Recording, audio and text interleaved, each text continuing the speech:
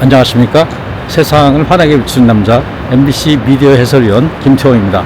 오늘 또 미디어 해설을 하면서 또 독특한 영상을 제가 준비했는데, 오늘은 제가 미디어 해설을 하면서 작가를 섭외해서 특강을 한번 한 적이 있어요. 그래서 그 특강을 했는데, 거기에 어떤 작가냐면은 나 혼자 산다의 메인 작가였어요. 메인 작가와 또 관련 학과 학생들이 특강을 제가 준비해서, 그 특강 내용이 나 혼자 산다의 제작기 이런 내용이었어요. 그래서 그 내용을 중심으로 오늘 준비를 했는데, 지금 MBC 쪽으로 향해서 걷고 있는데 오후라서 이렇게 아직 사람들이 많이 없는 편입니다. 그래서 오늘 MBC 그 나 혼자 산다 작가의 그 내용을 중심으로 오늘 미디어 해설위원회 또 다른 세계를 한번 정리해 보고자 합니다. 나 혼자 산다 역사를 한번 보도록 하겠습니다. 나 혼자 산다는 2013년에 독신의 품격이라는 기획안으로 출발해서 혼자 사는 연예인의 일상을 공개하는 프로그램으로 시작을 했습니다. 그래서 쭉 나오다가 2016년에 이제 한번 히트를 하게 됩니다. 그래서 1차 부흥기를 맞이해 시청률과 인기가 얻으면서 화제성에서 증가됐다. 그래서 이제 한참 그때 굉장히 폭발적으로 인기가 좋았어. 그 다음에 그래서 2021년에 이제 2차 부흥기, 재대학을 통해 새로운 출연진과 포획번호로 꾸준한 인기를 유지하고 있는 것이다. 그래서 주말 예능의 가장 톱을 차지하고 있는 것이 이제 나온다 한다가 되겠죠. 물론 그 사이에 이제 여러 가지 우여곡절이 있었지만은 그걸 잘 극복하면서 이렇게 진행을 하게 됐습니다. 다음 페이지 넘어갈게요. 그래서 관찰 예능 시대 이렇게 이제 해봤는데요. 나 혼자 산다가 관찰 예능의 대표적인 프로그램인데, 이제 그런 거의 전신은 MBC 무한도전이라고 볼 수 있어요. 그래서 야외 버라이어티의 예능 프로그램이 본격적으로 시작되면서 하다가 또 무결이라고 썼죠. 우리 결혼했어요. 이게 이제 가상 부부죠, 연예인들. 그래서 부분적인 요거는 대본이 있는 그런 관찰 예능이었죠.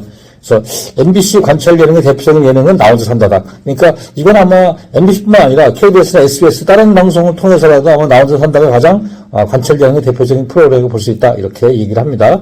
그래서 구성안은 있지만 정교한 대본은 없다. 그래서 10분짜리 프로그램을 위해서 12시간 촬영을 한다. 그래서 계속 촬영을 하는 거죠.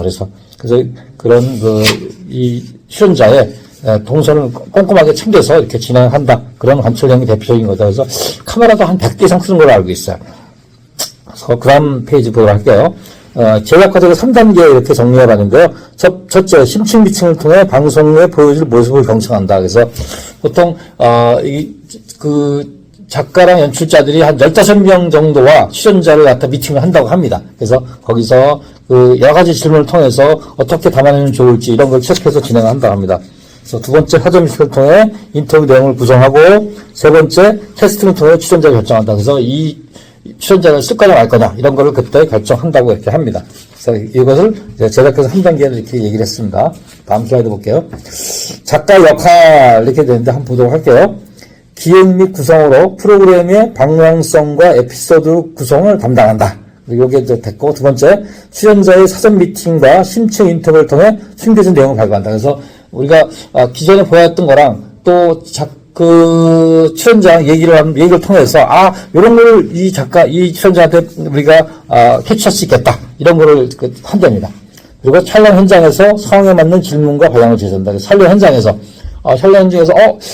우리가 인터뷰를 통해서 A라는 거를 하려고 했는데 보니까 A-가 나온다. 이런 거를 이제 찾는다고 합니다.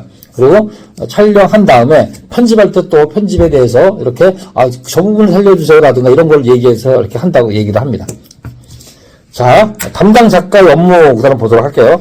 담당 작가의 업무는 출연자의 사전조사와 구성안을 작성하고 촬영 현장을 가서 진행하기도 하며 편집 시 후반 작업에 참여를 합니다.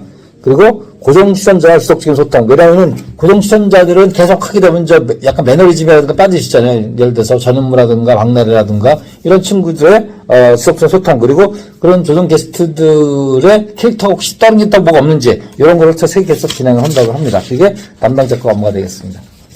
자, 성공의 3요소 이렇게 또 정리를 했는데요. 첫째, 현장 연출과 제작 전반을 책임지는 연출과 조연출의 역할 분담을 잘 해야 된다. 두 번째는 프로그램의 얼굴이나 콘텐츠의 주제가 되는 좋은 연기자를 발굴한다. 그렇죠. 좋은 연기자를 발굴, 왜냐면은, 결국은 방송에 나오는 사람은 그 연기자가 나오잖아요. 아무리 내가, 어떤 준비를 했더라도, 그래서 좋은 연기자, 그리고 좋은 콘텐츠를 가진 연기자가 발굴한 것이 특징이다. 세 번째는 프로그램의 방향성과 구성을 담당하는 작가군이 이렇게 필요하다. 그래서 세 파트, 연출과 출연자, 작가가 셋이 잘 어우러져야지 성공의 3요소로 돼서 좋은 프로그램이 된다. 이렇게 얘기를 합니다. 그래서 마지막으로 이제 이 나 혼자 산다의 미래에 대해서 이렇게 정리를 해봤는데요.